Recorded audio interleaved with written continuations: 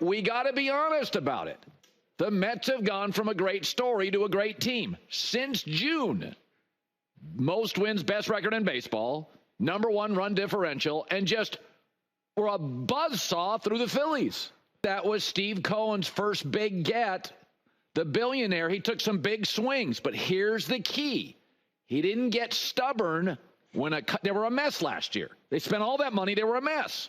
And so Steve Cohen said, all right, Max Scherzer, we took a swing, it didn't work. Justin Verlander, who was coming off a Cy Young season. You get the move, but Steve Cohen didn't get stubborn. He didn't double down. He pivoted. He moved off him, got some prospects. That's the way to do it. What he's become is a much better version of Steve Ballmer of the Clippers, who remains bizarrely loyal to Kawhi Leonard, who's never healthy, not reliable, not a team leader, and frankly is a little odd. Lindor's everything. Great, kind of quiet, doesn't taunt. But it goes to Steve Cohen. When he bought the team, this was the goal. There's a difference between impulsive, you see that with the Jets ownership, all these guys are rich, and progressive and smart. Again, Scherzer and Verlander were celebrated when they bought him over, and they should have been. Again, Verlander, Cy Young, Scherzer, big money pitcher, but it didn't work. They weren't healthy. They let him go. And by the way, I think both got beat up this year and injured, so they were right. But what they didn't do, Steve Cohen wasn't stubborn. He's the perfect owner. He's got a lot of money. He's got great capital. He's super passionate, huge Met fan, and he's not stubborn. He's not trying to justify his moves. He takes big swings, and, you know, if you take big swings, we know this about home run hitters, they strike out a lot. All right, you got another at bat in an hour. Get ready. Don't turn one interception to two. Get ready. Get over it. Pivot. And there was an interesting comment. It was here on Fox after the game about Steve Cohen when he took over by a member of this team. The Mets last night went from what was a great story, but if you look since June, they're a great team, and they're a great example of how to stand on business. Take big swings. Don't justify them. Pivot if you have to. Verlander and Scherzer weren't bad moves. It just didn't work out, and the team was a mess last year. And now this year, they're magic. That's how to run a business. Not the way the Jets do, cross town. So tonight is actually a big Thursday night game. And you wouldn't think so. It's just San Francisco, Seattle. We're not even a third through the season. But Brock Purdy this year, completion percentage is worse than Will Levis. His touchdowns are lower than Justin Fields, and his giveaways double Daniel Jones. He has regressed to the mean. And what's concerning is he's only missing one piece, Christian McCaffrey. And by the way, the backup running back to Christian McCaffrey is actually pretty good. They're missing one piece. So basically, unless everything is perfect, he's a guy. Well, that's the opposite. Every stockbroker, every day trader bro is brilliant when the earnings reports are good. What happens when they're not? You losing all my money? Everybody's good in this league when they have time to throw and they have a stacked roster. A lot of quarterbacks win games. That's not the league, okay? And remember, once you pay Brock Purdy, you got to take away some of the toys. Yeah, like right now he's free.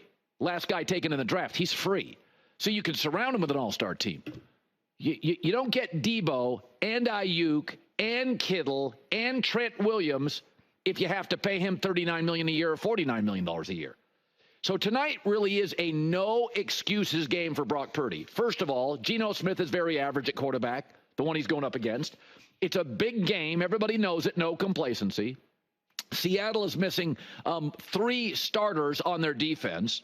Outside of Christian McCaffrey, all the weapons are there. The Niners remain a very good first-half team. They should take a lead and quiet the stadium.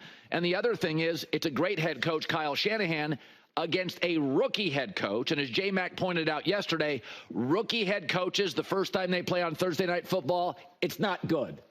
It's just not good. Here's the other thing about Brock Purdy, and I do think he's athletic, more athletic than I gave him credit for, and I think he's fine. I think he's a good quarterback. But good quarterbacks do not hold trophies. You know, they get into the playoffs, get bounced in the first round. That's what good quarterbacks do. And the standard for the Niners is not the standard for most teams. Only 2 teams in this league have a standard of winning a Super Bowl. That's it. Maybe Buffalo. If they get to a Super Bowl, everybody will be happy in Buffalo. That's next. Maybe the Ravens get to a Super Bowl. Okay, Lamar can win. But there's only 2 organizations in the NFL that getting to the Super Bowl is not enough. Kansas City and San Francisco both get there all the time. Even Buffalo and Baltimore, if they get to a Super Bowl and lose, you'd be like, it would justify McDermott can coach, can get through the Chiefs. Hey, but Lamar can win playoff games. We can stop talking about that. You'd be okay. There wouldn't be a victory parade, but it'd be okay. San Francisco loses again, Shanahan's in trouble, honestly. He probably blew another lead. But this is the thing that does worry me, is that if you look, they call them splits. If you look at the 49ers offensive splits, first half, second half, quarter splits, here's what's worrying. They are 4th in the NFL offensively in the first half, 22nd in the second half. Now, why would that be? Because the first half is Kyle Shanahan's scripted plays. It's not the coach. You keep blaming the coach. It's not the coach. Once everybody's seen the scripted plays, you know the second half where Mahomes makes a run to win a Super Bowl. Or Mahomes makes a throw to beat Garoppolo. Jimmy G on script was great. Needed a big throw in the fourth, missed it. That's the difference between Brady and a lot of guys that couldn't beat him. Tom was good on script, okay. But the truth was, Tom never had a touchdown, I don't believe, in the Super Bowl. First quarter ever. Brady was a second half guy. That's when Tom had seen the defense, had seen the tricks, had seen their game plan. Then Tom took over the game in the second half. Patriots were not a dynamic, robust first quarter Super Bowl team. They didn't drop sevens. They hit a few threes. So you win Super Bowls and big playoff games off script. You try to take leads on script. And the Niners continue to take leads and can't do anything. So, you know, look at it this way with the quarterback. When the GPS gets turned off, you still got to get us home. Okay? GPS is turned off. Shanahan's plays off. They're done. You got to get a win. You got to get us home when the GPS gets turned off.